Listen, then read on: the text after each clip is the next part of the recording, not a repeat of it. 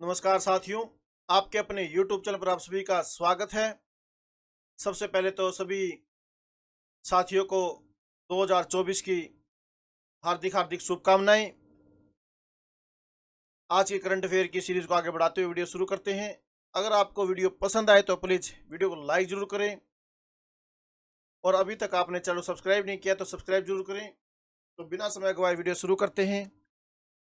प्रधानमंत्री नरेंद्र मोदी ने अयोध्या धाम junction railway station का किया उद्घाटन। तो पूरी जानकारी देखते हैं क्या है। प्रधानमंत्री नरेंद्र मोदी ने उत्तर प्रदेश में पुनर्विकसित अयोध्या रेलवे स्टेशन का उद्घाटन किया। इसे अब अयोध्या धाम जंक्शन रेलवे स्टेशन कहा जाता है। इस रेलवे स्टेशन पर अयोध्या के श्री राम मंदिर के वास्तुशिल्प की छाप है। मालूम हो कि इसे 240 करोड़ रुपए से अधिक की लागत से विकसित किया गया और यहां से हर रोज लगभग 1 लाख यात्रियों की आवाजाही हो सकेगी। यह 3 मंजिला रेलवे स्टेशन आधुनिक सुविधाओं से सुसज्जित है। प्रधानमंत्री ने अमृत भारत एक्सप्रेस नाम से नई श्रेणी की सुपरफास्ट यात्री रेलगाड़ी को भी रवाना किया। ये रेलगाड़ियां दरभंगा और अयोध्या आनंद विहार टर्मिनल के बीच तथा मालदा टाउन और बेंगलुरु के सर विश्वेश्वरैया टर्मिनल्स के बीच चलेगी। अमृत भारत एक्सप्रेस में सामान के लिए बेहतर rack, mobile holder, LED lights, CCTV, सार्वजनिक सूचना प्रणाली और अन्य सुविधाएं उपलब्ध होंगी। प्रधानमंत्री ने आज 6 नई वंदे भारत ट्रेनों को भी रवाना किया।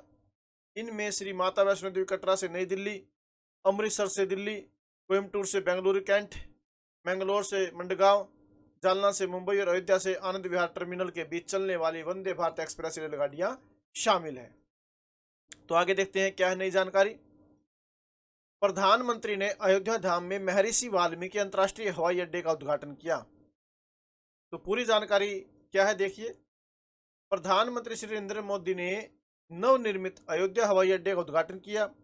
हवाई अड्डे का नाम महर्षि वाल्मीकि अंतर्राष्ट्रीय हवाई अड्डा रखा गया है। एक सार्वजनिक कार्यक्रम में प्रधानमंत्री ने अयोध्या हवाई अड्डे का नाम महर्षि वाल्मीकि के नाम पर रखने पर खुशी व्यक्त की। उन्होंने कहा कि महर्षि वाल्मीकि की रामायण ज्ञान का मार्ग है जो हमें श्री राम से जोड़ती है।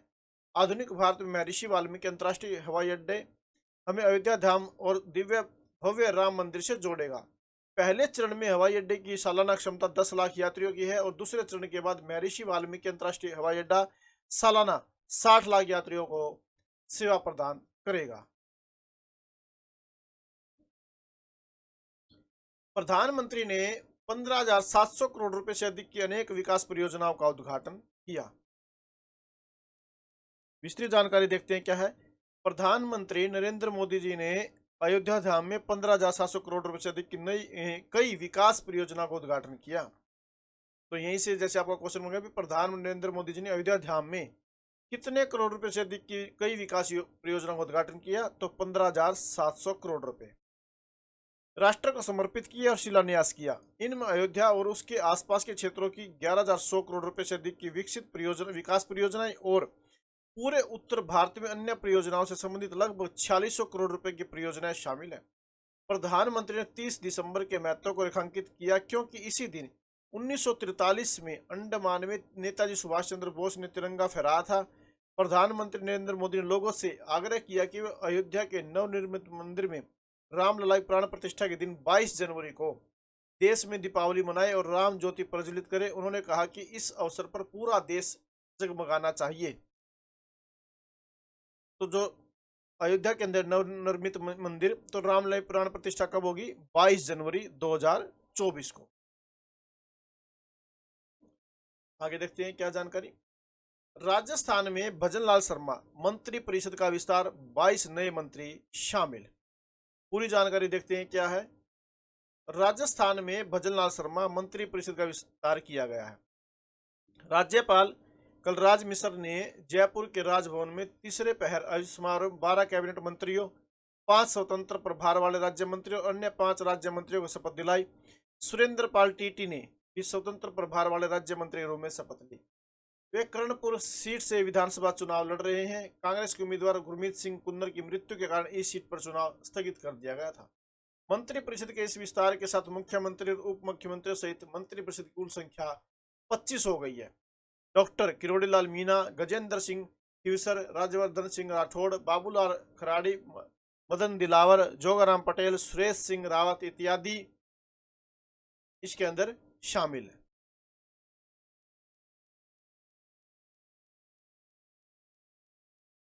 उपराज्यपाल ने विकलांग व्यक्तियों के लिए सीआरसी सांबा जम्मू का उद्घाटन किया। केंद्र शासित प्रदेश जम्मू और कश्मीर के उपराज्यपाल श्री मनोज सिन्हा, तो केंद्र शासित प्रदेश जम्मू और कश्मीर के जो उपराज्यपाल है वो कौन है? श्री मनोज सिन्हा ने समावेशिता और सशक्तिकरण की दिशा में एक महत्वपूर्ण प्रगति को प्रदर्शित करने वाले एक महत्वपूर्ण कार्यक्रम में दिव्यांगों के कौशल विकास, पुनर्वास और सशक्तिकरण के लिए समग्र क्षेत्रीय केंद्र सीआरसी के शुभारंभ के साथ सीआरसी सांबा जम्मू पंडित दीनदयाल उपाध्याय राष्ट्रीय शारीरिक दिव्यांगजनों के लिए संस्थान में स्मारक पट्टिका का अनावरण कर सीआरसी जम्मू का आधिकारिक उद्घाटन किया। तो नई जानकारी देखते हैं आगे क्या है। यूपी के सीएम योगी आदित्यनाथ ने बटेश्वर की इंट्रा डिस्ट्रिक्ट चापर सेवा का उद्घाटन किया। उत्तर प्रदेश राज्य में पर्यटन और बुनियादी ढांचे को बढ़ावा देने के उद्देश्य से एक महत्वपूर्ण विकास में मुख्यमंत्री योगी आदित्यनाथ ने आगरा शहर से 65 किलोमीटर दूर स्थित एक ऐतिहासिक गांव बटेश्वर में राज्य की पहली इंट्रा डिस्ट्रिक्ट हेलीकॉप्टर सेवा का उद्घाटन किया। सार्वजनिक निजी भागीदारी पीपीपी मॉडल पर चल रहे इस उद्यम से क्षेत्र में पर्यटन के नए द्वार खुलने की उम्मीद है। अंतर जिला हेलीकॉप्टर सेवा शुरू करने की सुविधा के लिए बटेश्वर गांव में रणनीतिक रूप से स्थित एक हेलीपैड सावधानीपूर्वक तैयार किया गया। आगरा शहर से सिर्फ 65 किलोमीटर दूर स्थित है। तो आगरा शहर से जो बटेश्वर है वो कितने किलोमीटर दूर है? 65 किलोमीटर दूर। यह हेलीपैड बटेश्वर को मथुरा में गोवर्धन से जोड़ने वाली उड़ानों के लिए प्रस्थान बिंदु के रूप में कार्य करेगा। मणिपुर में राज्य सरकार ने आम जनता के लिए 7 योजनाएं लागू करने का निर्णय किया। मणिपुर में राज्य सरकार ने आम जनता के लिए 7 योजनाएं लागू करने का निर्णय किया। राज्य के मुख्यमंत्री एन बीरेन सिंह ने इम्फाल में मुख्यमंत्री सचिवालय में एक संवाददाता सम्मेलन में 7 योजनाओं की घोषणा की। उन्होंने कहा कि मुख्यमंत्री किसान आजीविका सहयोग योजना, मुख्यमंत्री खिलाड़ी आजीविका गारंटी योजना, डिजिटल बुनियादी ढांचा युक्त मान्यता प्राप्त आदिवासी पुस्तकालय निर्माण योजना, मुख्यमंत्री ईमा नोगनाथ लाइमा वाइफा तेज बांग योजना, विद्यालय फगाथांसी मिशन द्वितीय चरण तथा महाविद्यालय फगाथांसी मिशन राज्य में लागू किए जाएंगे। मुख्यमंत्री ने कहा कि नई योजनाओं से आम जनता को लाभ मिलेगा। उन्होंने कहा कि राज्य सरकार गरीबी रेखा से नीचे रहने वाले लोगों के जीवन स्तर में सुधार और राज्य के समग्र विकास के लिए प्रतिबद्ध है। तो नई जानकारी देखते हैं आगे क्या है। तो अगर आपको वीडियो पसंद आ रही है तो प्लीज वीडियो को लाइक जरूर करें और अभी तक आपने चैनल सब्सक्राइब नहीं किया तो सब्सक्राइब जरूर करें। अर्जेंटीना के नए राष्ट्रपति जेवियर माइली ने ब्रिक्स में न शामिल होने का निर्णय किया। अर्जेंटीना के नए राष्ट्रपति जेवियर माइली ने ब्रिक्स में शामिल होने की अपने देश की योजना वापस लेने का निर्णय लिया है। अर्जेंटीना की पिछली सरकार ने ब्रिक्स में शामिल होने का निर्णय लिया था। ब्रिक्स उभरती अर्थव्यवस्था वाले 5 देशों का संगठन है। जो ब्रिक्स है वो अर्थव्यवस्था वाले कितने देशों का संगठन है? 5। अर्जेंटीना के जो नए राष्ट्रपति कौन है? Javier Milei. तो अर्जेंटीना की मीडिया के अनुसार राष्ट्रपति माइली ने ब्रिक्स के सदस्य देशों चीन, रूस, भारत, ब्राजील और दक्षिण अफ्रीका को पत्र लिखकर अपने निर्णय की जानकारी दे दी है। अगस्त में हुए ब्रिक्स शिखर सम्मेलन में सदस्य देशों ने अर्जेंटीना और 5 अन्य देशों को 1 जनवरी से ब्रिक्स में शामिल होने का निमंत्रण दिया था। चीन में पूर्व नौसेना प्रमुख डोंग चुन को नया रक्षा मंत्री नियुक्त किया गया है। तो चीन में जो नौसेना का यानी कि रक्षा मंत्री किसे नियुक्त किया गया है? नौसेना प्रमुख डोंग चुन को। चीन में पूर्व नौसेना प्रमुख डोंग चुन को नया रक्षा मंत्री नियुक्त किया गया है। उन्हें 4 महीने पहले लापता हुए रक्षा मंत्री ली सांगफू की जगह नियुक्त किया गया है। श्री डोंग की नियुक्ति की घोषणा राजनीति पेंचिंग में नेशनल पीपुल्स कांग्रेस की स्थायी समिति की बैठक में की गई। यह कदम इस साल के शुरू में चीन में कई शीर्ष सैन्य अधिकारियों की बर्खास्तगी के बाद उठाया गया।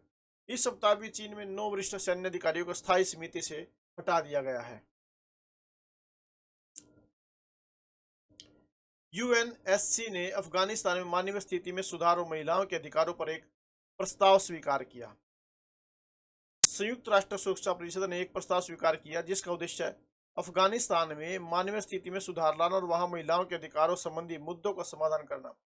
जापान और संयुक्त अरब अमीरात द्वारा संयुक्त रूप से तैयार किए गए इस प्रस्ताव को कल बहुमत से स्वीकार किया गया। इस प्रस्ताव में महिलाओं के अधिकारों, सुरक्षा, आतंकवाद और नशीले पदार्थों सहित अफगानिस्तान की समस्याओं का समग्र समाधान करने की आवश्यकता पर बल दिया गया। अगस्त 2021 में सत्ता पर तालिबान के द्वारा काबिज होने के बाद अंतर्राष्ट्रीय सहायता रोक दिए जाने के कारण अफगानिस्तान में मानवीय हालात खराब हो गए हैं। विदेश मंत्री डॉक्टर एस जयशंकर की 5 दिवसीय रूस यात्रा संपन्न। विदेश मंत्री डॉक्टर सुब्रमण्यम जयशंकर की 5 दिनों की रूस यात्रा संपन्न हो गई है। इस यात्रा के दौरान उन्होंने रूस के राष्ट्रपति व्लादिमीर पुतिन, उप प्रधानमंत्री तथा उद्योग और व्यापार मंत्री डेनिस मंटूरोव और विदेश मंत्री सरगेई लावरोव से मुलाकात की। डॉक्टर जयशंकर ने इन नेताओं के साथ हिंद प्रशांत क्षेत्र, यूक्रेन, इजराइल, गजा संघर्ष और भारत रूस आर्थिक सहयोग के मुद्दों पर विचार विमर्श किया। उन्होंने व्यापार, वित्त, कनेक्टिविटी, ऊर्जा, नागर विमानन और परमाणु क्षेत्र में महत्वपूर्ण प्रगति पर भी चर्चा की। सरकार ने कनाडा में सक्रिय माफिया लखबीर सिंह लांडा को आतंकवादी घोषित किया। सरकार ने कनाडा में सक्रिय माफिया लखबीर सिंह लांडा को आतंकवादी घोषित कर दिया है। गृह मंत्रालय ने एक अधिसूचना में कहा कि लखबीर खालिस्तानी गुट बब्बर खालसा इंटरनेशनल से जुड़ा है और वह वर्ष 2021 में चंडीगढ़ के पास मोहाली में पंजाब पुलिस के खुफिया विभाग के मुख्यालय पर रॉकेट हमले की योजना में शामिल था। मंत्रालय ने कहा कि सरगना लखबीर और उसके गुर्गे पंजाब में शांति और कानून व्यवस्था खराब करने की साजिश रचते रहे हैं और देश के विभिन्न हिस्सों में हत्याएं, जबरन वसूली और राष्ट्र विरोधी कार्यों में लिप्त रहे हैं।